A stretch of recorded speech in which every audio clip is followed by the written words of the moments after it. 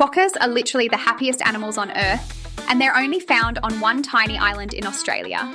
These adorable marsupials weigh just 6 pounds and stand about a foot tall, but what makes them absolutely incredible is their permanent smile.